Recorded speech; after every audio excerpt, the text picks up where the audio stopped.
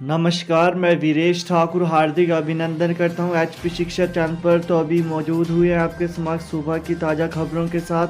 तो इससे पहले नॉन स्टॉप ताज़ा खबरों के सिलसिले को शुरू करें। आपसे विनम्र निवेदन है, हिमाचल प्रदेश की लेटेस्ट नोटिफिकेशन और अपडेट को पाने के लिए चैनल को जरूर सब्सक्राइब करें। तो पेश है सुबह के मुख्य समाचार। उपलब्धि, स्वतंत्रता सेनानी का पड़पोता सिद्धार्थ सेना में बना लेफ्टिनेंट पिता कर्नल।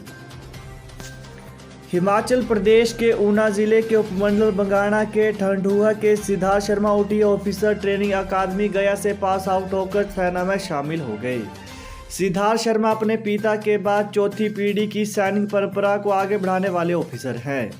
सिद्धार्थ के परदादा, दादा और पिता तीनों ने ही भारतीय सेना की सेवा को चुना।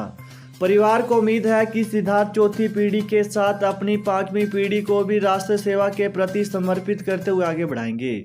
ओटीए गया से पास आउट होकर सेना में लेफ्टिनेंट बने सिद्धार्थ शर्मा के परदादा स्वर्गीय पंडित लक्ष्मण दास स्वतंत्रता सेनानी रह चुके हैं।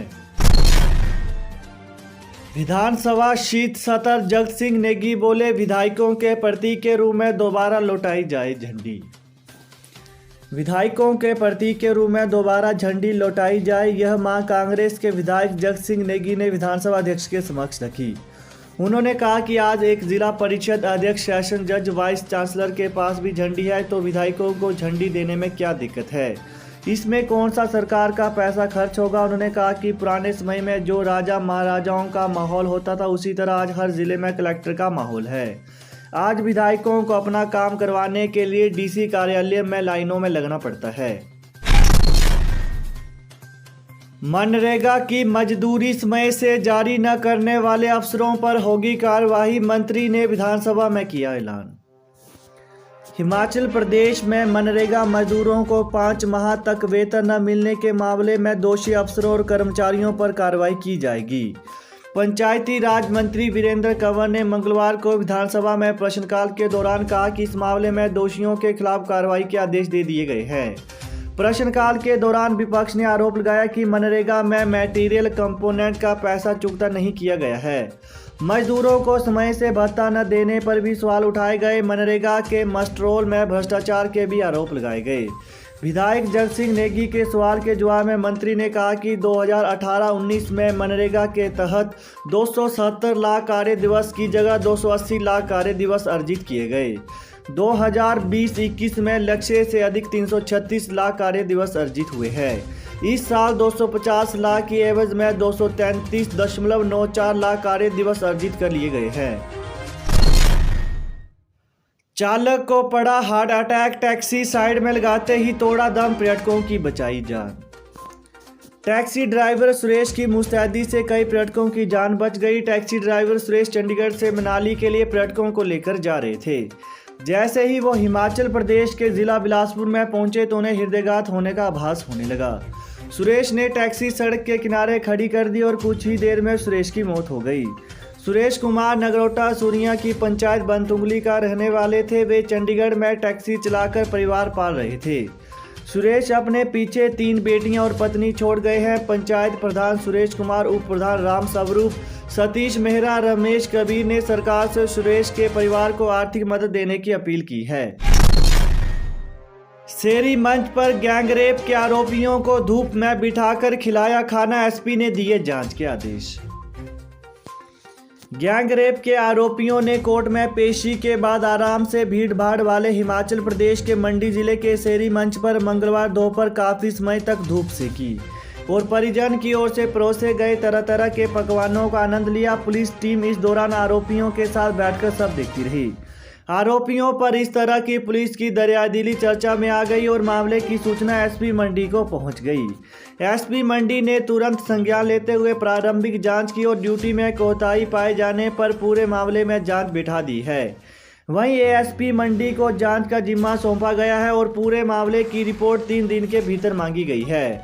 आरोपी सुंदरनगर गैंगरेप से जुड़े बताए जा रहे हैं, जिनकी मंगलवार को कोर्ट में पेशी थी। बड़ा खुलासा, करनाल की कंपनी के दस्तावेजों पर ठिकाने लगाई 15 लाख की प्रतिबंधित दवाएं। प्रतिबंधित और नशीली दवाओं की आपूर्ति मामले में एक और खुलासा हुआ है। हरियाणा के करनाल के जिस फार्मा के खिलाफ सीआईडी थाना शिमला में मुकदमा हुआ, उसने बद्दी और जीरकपुर में स्थापित जेनेट फार्मा से करीब 15 लाख की प्रतिबंधित दवाएं मंगवाई।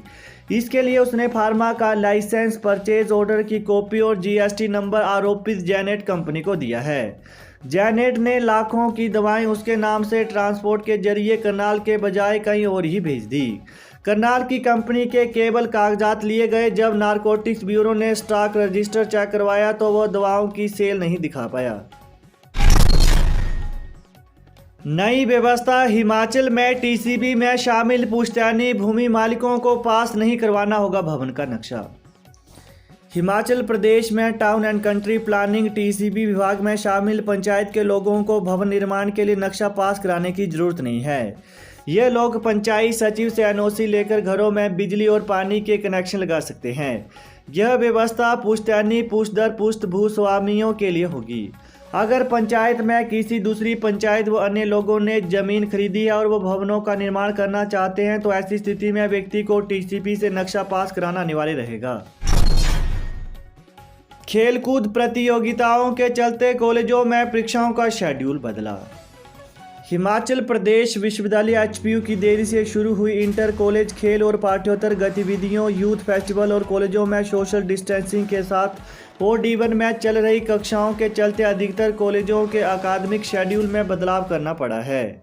इंटर कॉलेज स्पर्धाओं में व्यस्तता के चलते कॉलेज मिड टर्म परीक्षाएं भी नहीं करवा पा रहे हैं।